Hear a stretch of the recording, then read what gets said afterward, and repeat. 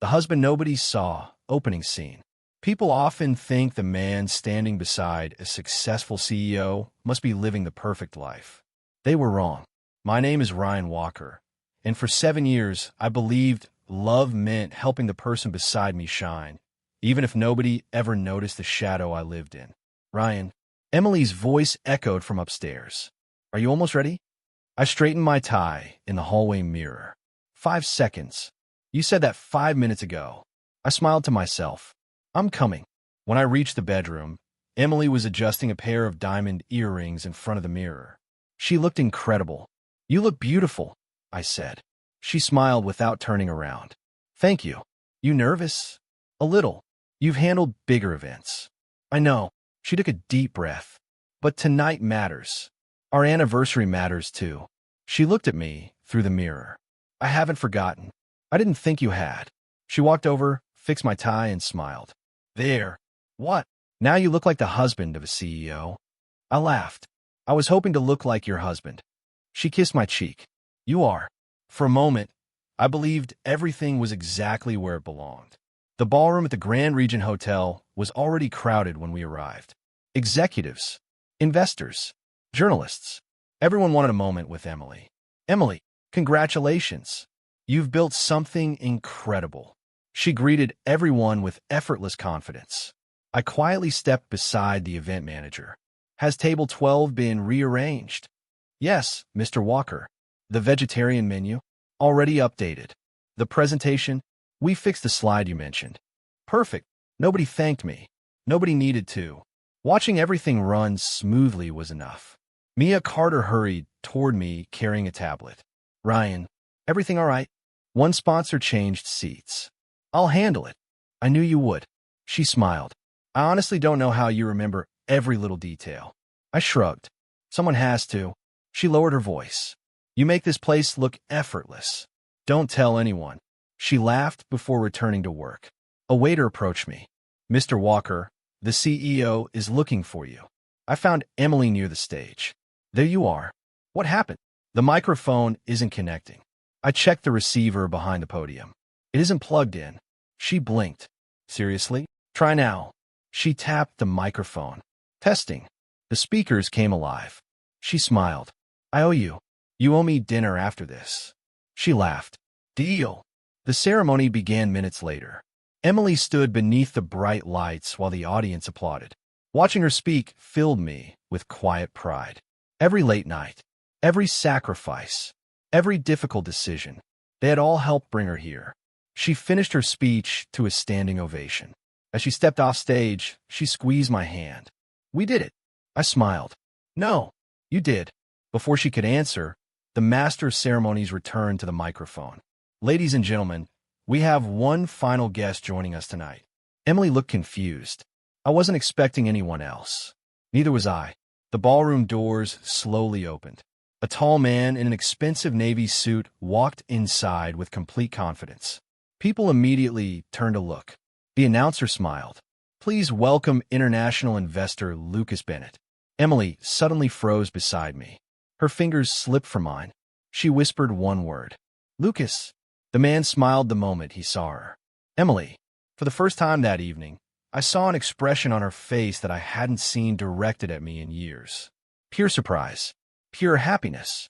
She walked toward him almost without thinking. I remained where I was, silently watching as the distance between us grew by a few simple steps. I told myself it didn't mean anything. After all, everyone has a past.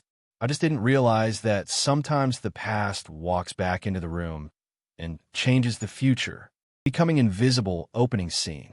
3 weeks after our anniversary gala, Lucas Bennett no longer felt like a guest. He felt permanent. Every morning, I walked into Walker Innovations and heard his name before I heard my wife's. Lucas approved the proposal. Lucas has another investor meeting. Lucas and Emily are flying to Boston tomorrow.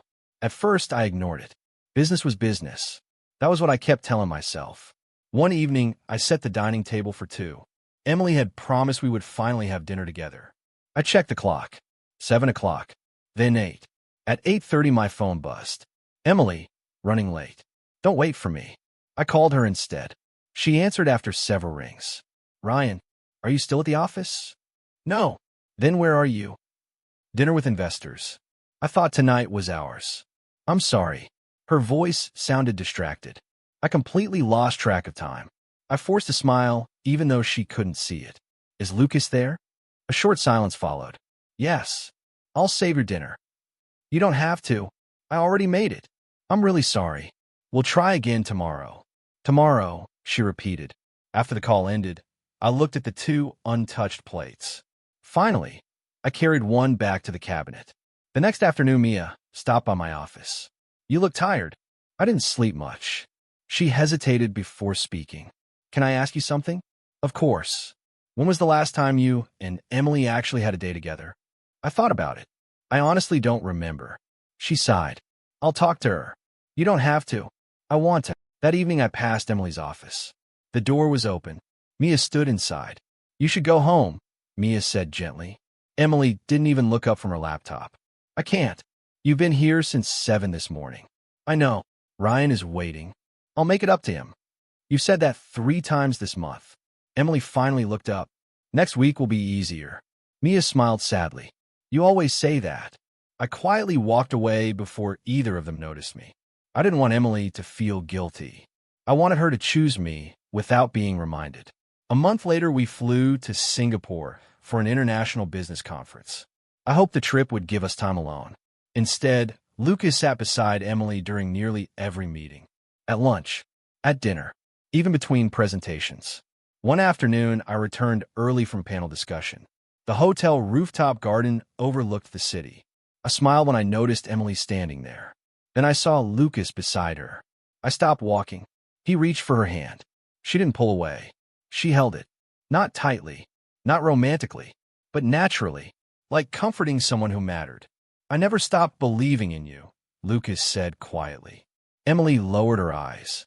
Things were different back then. I know. You shouldn't say this. I've wanted it for years. I couldn't hear anything else. I stepped forward. Emily. She turned immediately. Ryan. Lucas slowly released her hand. What are you doing here? She asked. I came looking for my wife. Emily took a nervous breath. It isn't what you think. What do I think? We were talking. I noticed. He was upset. So you held his hand. She crossed her arms. You're making this into something it isn't. I looked directly at her. Then explain it. Ryan, I'm listening. She shook her head. I can't believe we're having this conversation. Neither can I. Lucas stepped forward. I think I should leave. No, I said calmly. Stay. He looked surprised. I have nothing to hide. I hope not. Emily's voice became sharper. You're acting jealous. I'm acting hurt. They're different. She looked away. You don't trust me. I've trusted you every day we've been married. Then trust me now. Before I could answer, Lucas spoke quietly. Ryan. I looked at him. You should trust your wife. His words echoed inside my head. Trust your wife. I suddenly realized something that hurt far more than seeing them together. For months, I had been asking for time. For conversations. For one quiet dinner. For one evening where I mattered more than work. I wasn't losing Emily in one moment. I had been losing her one forgotten promise at a time. I looked back at her. I'm tired. She frowned. Of what? Fighting alone. Neither of them answered. That night, I returned to my hotel room without waiting for Emily. I sat beside the window overlooking Singapore and stared at my phone for nearly an hour. Finally, I found one name. Daniel Brooks. I pressed call. He answered immediately. Ryan, I need your help. His voice became serious. What happened? I closed my eyes. I think it's time for me to leave. The silence that followed somehow hurt less than everything I hadn't said for months. Walking away without looking back. 3 days after returning from Singapore, I unlocked the door to a small apartment that barely held a couch, a table, and a bed. For the first time in years, the silence belonged to me. My phone rang before I finished unpacking. Emily. I answered. Hello. So, are you done proving your point? I'm not proving anything. You'll come home tomorrow. No. She laughed softly. You've always needed time to calm down. I'm calm. Then why are you staying there? Because I don't belong in our house anymore. Our house. Yes. She sighed. Ryan, you're overreacting. I don't think I am. You'll feel differently in a few days. I won't. She stayed quiet for a moment. I'll call you later. You don't have to. The line went dead. The next morning, I walked into Daniel Brooks' office. He stood and shook my hand. You look exhausted. I feel lighter than I expected. He motioned toward a chair. What do you need? A divorce. He stared at me for several seconds. Are you certain? I've never been more certain. He opened a file. What are you asking for? Nothing. No house. No. No company shares. No. No support. I smiled faintly. I don't want money. What do you want? Peace. Daniel slowly closed the folder. You've already decided. I made the decision long before I called you. He nodded. I'll prepare the papers. Thank you. As I reached the door, he spoke again. Ryan. I turned. You're walking away with empty hands. I smiled sadly. No. What are you taking? My self-respect. That afternoon, Emily arrived at my apartment without warning. She looked around the tiny living room. You can't be serious. I am. She folded her arms. This place is too small. It's enough. You actually met with Daniel. I did. She noticed the paperwork on the table. You filed? Yes. Her eyes widened. This is your way of making me apologize. No. You expect me to chase you. I don't. You'll come home after we talk. I shook my head. There isn't anything left to fix. She frowned. Lucas isn't the problem. I know. She looked surprised. You do. I left because I was lonely while sitting beside my own wife. She looked away. I said I was sorry. You apologized. That's the same thing. No. She frowned. What's the difference? An apology changes words. I paused.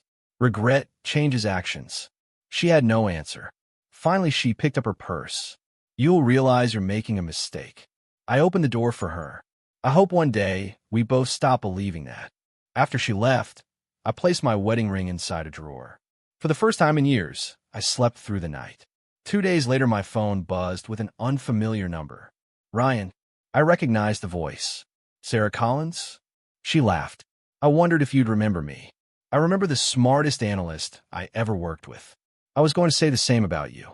It's been a long time. I heard about the divorce. So everyone knows. People talk. I figured. She became serious. Can we have coffee? I'd like that. The next afternoon, we met at a quiet cafe. She smiled the moment I arrived. You look different. I've heard that recently. You look tired. I was hoping for handsome. She laughed. You've still got your sense of humor. For now. She leaned forward. Do you remember why I always wanted you leading strategy meetings? I asked too many questions. No. You solved problems nobody else noticed. I looked down at my coffee. That was another life. No. She shook her head. That was the real you. I gave that up. You chose Emily. I did. And now it's time to choose yourself. Her words stayed with me long after we left. That evening, I rented a tiny office with one desk, 2 chairs, and an old coffee machine. I placed a blank notebook on the desk. Across the first page, I wrote 3 words. Walker Strategy Group. I stared at the name for several minutes. Then I smiled. 1 week later, my phone rang. Ryan. Hello. This is Mark Ellison. I remember. We worked together years ago. We did. I heard you're consulting. I just started. I need help with a merger. I smiled. I'd be happy to meet. 1 client became 2. 2 became 5. None of them called because I had been married to Emily. They called because they remembered my work. Meanwhile, life inside the old house kept moving without me. Mia sent a short message one evening. Emily couldn't find the vendor contracts. I replied with the drawer where I had always kept them. An hour later, another message arrived. She forgot the alarm code. I sent it. The following day, Mia wrote again. She didn't know you handled her father's medical appointments. I stared at the screen. For years, I had quietly solved problems before anyone noticed they existed. Now, every missing detail reminded Emily that someone had been carrying the weight without asking for praise. As I locked my office that evening, I realized I wasn't walking away from my life. I was finally walking toward it. Success is a strange kind of revenge. 6 months changed my life more than the previous 6 years ever had. The tiny office I rented now felt too small. Every week, another client called. Every month, another company signed a contract. One morning, Sarah walked into my office carrying 2 coffees and a folder. You should probably sit down. I laughed. That usually means good news or terrible news. It's definitely the first one. She placed a folder in front of me. We just signed our 15th client. I blinked. You're serious? I checked twice. I opened the contract. This company used to ignore my emails. They're not hiring Emily Walker's husband anymore. She smiled. They're hiring Ryan Walker. I leaned back and laughed. I forgot what that feels like. You earned it. No. I looked around the office. We earned it. She raised her coffee. To Walker Strategy Group. I raised mine. To Second Chances. Business became busier than either of us expected. Clients recommended us to friends. Old colleagues introduced us to new companies. Nobody asked about my divorce. Nobody asked about Walker Innovations. They only cared whether I could solve their problems. The answer was always the same. I'll find a way. One afternoon, Daniel called. You've become difficult to reach. I've been working. I can tell. He paused. I also heard some interesting news. What happened? Walker Innovations isn't doing well. I stayed quiet. They approved another expansion. Lucas. Yes. And it failed. I closed my eyes. I warned Emily about moving that quickly years ago. I know. Daniel sighed. The board isn't happy. After the call ended, I stood beside my office window for several minutes. I didn't feel happy. I didn't feel angry. I simply hoped Emily would be all right. The next evening, Mia asked if we could meet. We chose a quiet cafe after work. She looked exhausted. Thank you for coming. Of course. She wrapped both hands around her coffee. The company feels different. In what way? Nobody slows Lucas down. I frowned. What about Emily? She trusts him. And the board? They're starting to ask questions. She looked at me carefully. Can I ask you something? Go ahead. Why did you never tell anyone how much you actually did? I smiled. Because helping Emily wasn't a competition. You saved us so many times. I was doing my job. No. She shook her head. You were protecting everyone. I looked down. That was enough for me. Mia opened her bag and placed several old reports on the table. You recognize these? I smiled immediately. My strategy reviews. They found them in storage. I slowly turned the pages. Every margin contained my handwriting. Risk warnings. Alternative plans. Cost reductions. Emergency options. Mia spoke quietly. Emily has been reading them. I looked up. Really? Every night. What did she say? Almost nothing. She hesitated. Then yesterday, she whispered something. What? Ryan predicted this. I looked away before answering. I never wanted to be right. I know. You know what hurts her the most? What? She never realized those ideas were yours. A few days later, Sarah entered my office smiling. We've been invited to the National Business Summit. As speakers. As keynote speakers. I laughed. A year ago, I was wondering how to pay next month's rent. And now people actually want my opinion. She grinned. I've always wanted your opinion. Before we could celebrate, my phone vibrated. Olivia Hayes. I answered. Hello, Ryan. It's good to hear from you. I wish I were calling for happier reasons. What happened? The board met today, and we reviewed 5 years of strategic reports. I stayed silent. Olivia continued. Every successful decision carried your recommendations. I smiled sadly. I forgot those reports existed. Emily didn't. What do you mean? She read every page. There was a long pause. Ryan, yes. She finally understands something. What? You never wanted recognition. I closed my eyes. No, you only wanted appreciation. My throat tightened. That would have been enough. 3 weeks later, every financial newspaper carried the same headline. Lucas Bennett resigns from Walker Innovations. Mia called that evening. You've probably seen the news. I have. He sold every share. And Emily? She asked him to stay. I already knew the answer. He refused. Yes. What did he say? That his opportunities were somewhere else. I looked out across the city lights. So he got what he wanted. He always did. After the call ended, I sat alone inside my office. Months earlier, I believed success would feel like revenge. I had been wrong. Watching my own company grow brought me peace, not satisfaction at someone else's pain. Emily wasn't suffering because I left. She was suffering because she finally saw everything I had quietly carried without asking for applause. She understood too late that I had never wanted my name on the building. I only wanted my place in her heart. By the time she finally understood that truth, Lucas had already disappeared, the company was struggling, and the life we once built together existed only as a memory neither of us could change. Why didn't you fight for me? My assistant knocked lightly before opening my office door. Ryan, I looked up from the contract on my desk. What is it? There's someone here asking to see you. Do I have an appointment? She shook her head. No. Who is it? She hesitated. Emily. For a moment, I simply stared at her. Did you tell her I'm busy? I did. And she said she'd wait. I closed the folder in front of me. Sent her in. A few seconds later, Emily stepped into my office. She looked thinner than I remembered. The confidence that once filled every room had been replaced by quiet exhaustion. She looked around before meeting my eyes. So, this is your office. It is. You've done well. Thank you. Silence settled between us. Neither of us seemed eager to break it. Finally, she spoke. Our divorce became official yesterday. I know. You didn't call. There wasn't anything left to say. She slowly sat across from me. I've been carrying one question for months. I folded my hands together. I'm listening. Her voice trembled. Why didn't you fight for me? I looked at her for several seconds before answering. Emily, no. She shook her head. I don't want comfort. I wasn't going to comfort you. I want the truth. You deserve that. She nodded. So tell me. I took a slow breath. You think I walked away because Lucas came back? Didn't you? No. Then why? Because I spent years fighting for our marriage before I ever packed a suitcase. She frowned. I don't understand. I woke up early, so your mornings were easier. She stayed quiet. I remembered your father's appointments. I continued. I paid the bills. I organized the house. I handled repairs. I changed my schedule whenever yours changed. She lowered her eyes. I know you helped. I wasn't helping. She looked up again. What do you mean? I was trying to build a life with you. A tear rolled down her cheek. I thought we already had one. We did. Then why wasn't it enough? Because every day I chose you. I paused.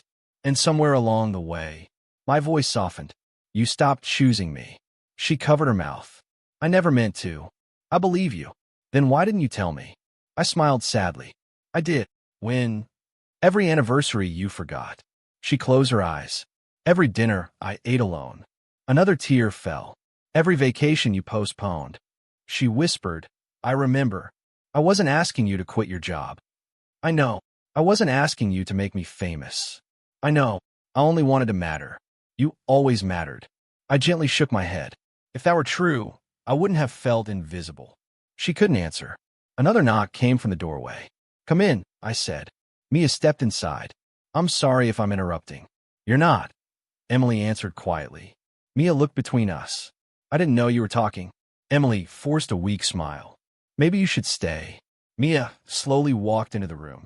I actually wanted to say something. Emily nodded. Please. Mia took a deep breath. I warned you.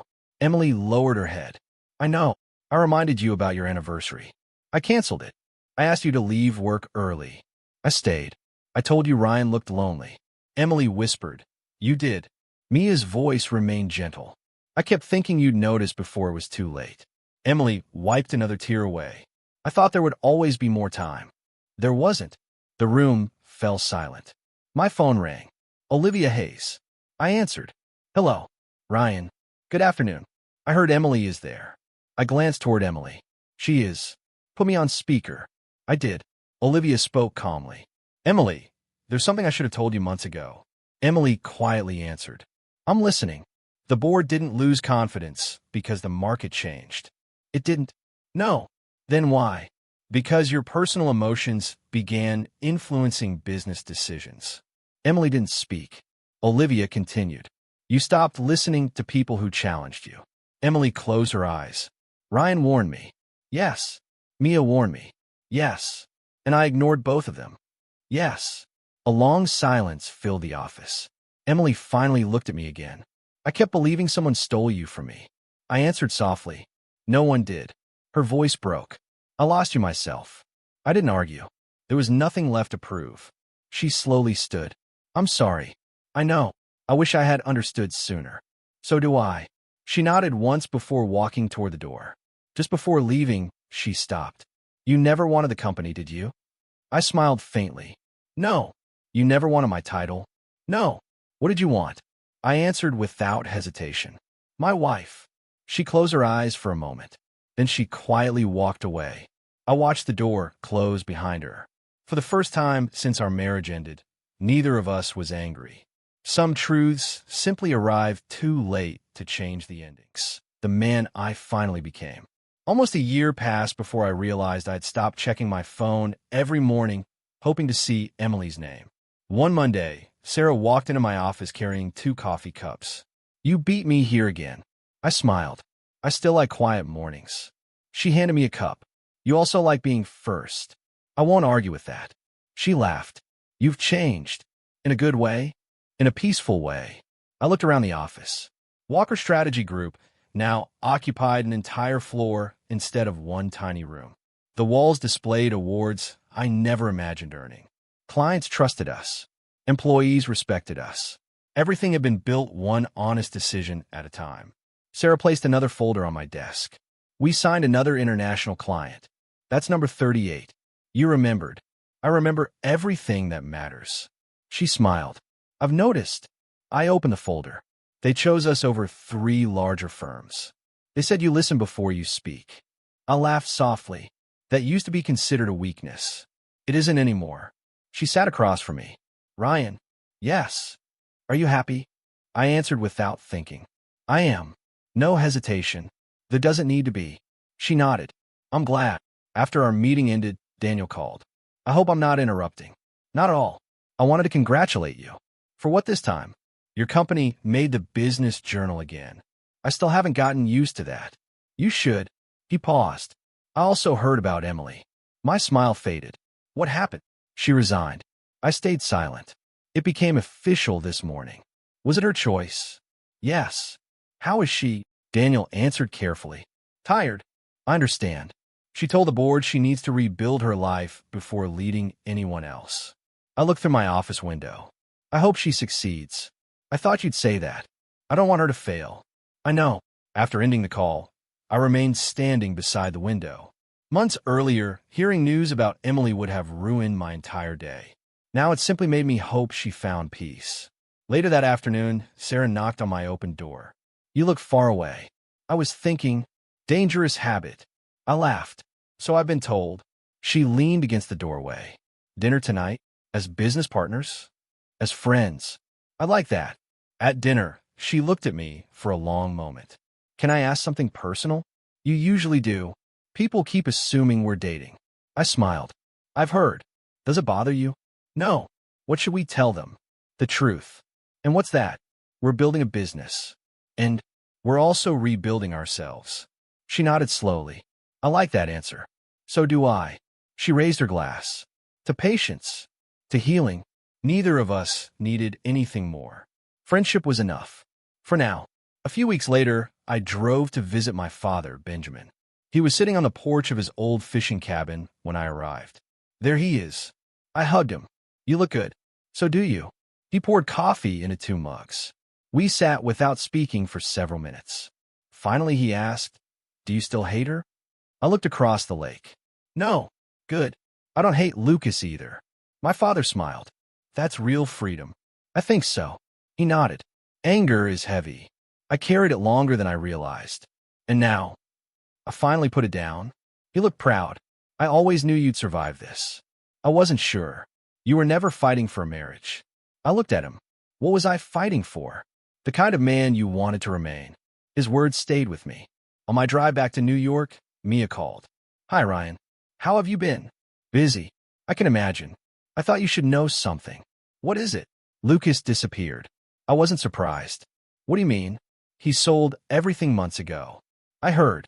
We finally discovered why he came back. I waited. He wasn't chasing Emily. He wasn't. He wanted access to investors. I closed my eyes.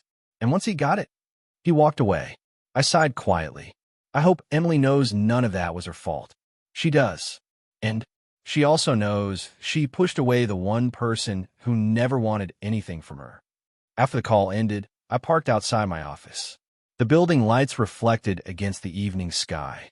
A year ago, I thought success would erase my pain. It didn't. Time did. Honest work did. Forgiveness did. I unlocked my office and walked inside. Every desk, every employee, every client, every small victory reminded me that my life had never ended. It had simply started over. I no longer measure my worth by someone's attention. I no longer waited for appreciation that never came. Most importantly, I no longer blamed myself for loving someone who had forgotten how to love me back. I carried no bitterness, no desire for revenge, only gratitude. I had survived the hardest chapter of my life. And somewhere along the way, without even noticing it, I had finally become the man I was always meant to be. Who loves their boss? Final chapter, opening scene. 1 year. That was how long it had been since I closed the front door behind me and walked away from the life I thought would last forever. The old fishing cabin stood exactly where I remembered it. The wood looked older. The paint had faded. The lake hadn't changed at all. I unlocked the door and stepped inside. Everything smelled like pine and old memories. My father's fishing hat still hung beside the window. His favorite chair still faced the water. I smiled without realizing it. "You always loved this place, Dad." The silence answered me. Somehow, it felt comforting instead of lonely. I carried a small bag onto the porch and sat down just as the first light appeared over the lake. My phone buzzed. It was Sarah. "Good morning. You're awake early. You disappeared yesterday. I needed some quiet." The cabin. I laughed softly. "You know me too well." "I try." She paused. "How are you?" I looked across the still water. "Better than I've ever been." "I believe you. I finally mean it." She smiled through the phone. "I never doubted you would. You were there before I believed in myself. You did the hard part. I only reminded you who you already were." I stayed quiet. Then I said, "Thank you." "For what?" "For never asking me to become someone else." She answered gently, "I like the man you already were." Those words stayed with me long after the call ended. They weren't romantic. They didn't need to be. Sometimes the greatest kindness is simply being accepted without conditions. I walked down to the edge of the lake. The water reflected the pale colors of dawn. A year ago, I would have stood here asking myself what I had done wrong. Now I asked a different question. What had I learned? The answer came more easily than I expected. I learned that love cannot survive on patience alone. It also needs presence. I learned that silence can slowly destroy a marriage when one person keeps hoping the other will notice. Most of all, I learned that choosing yourself isn't selfish after you've spent years choosing everyone else first. I reached into my jacket pocket. My wedding ring was still there. Not because I wanted to wear it again, because I wanted to decide on my own terms when it was time to let it go. I looked at the small circle of gold resting in my hand. "I loved you, Emily." The words disappeared into the morning air. I never stopped. A gentle breeze crossed the lake. I just couldn't keep disappearing. For the first time since our marriage ended, those words didn't hurt. They simply felt true. I smiled, closed my hand around the ring one last time, and turned toward the rising sun, ready to walk into whatever came next.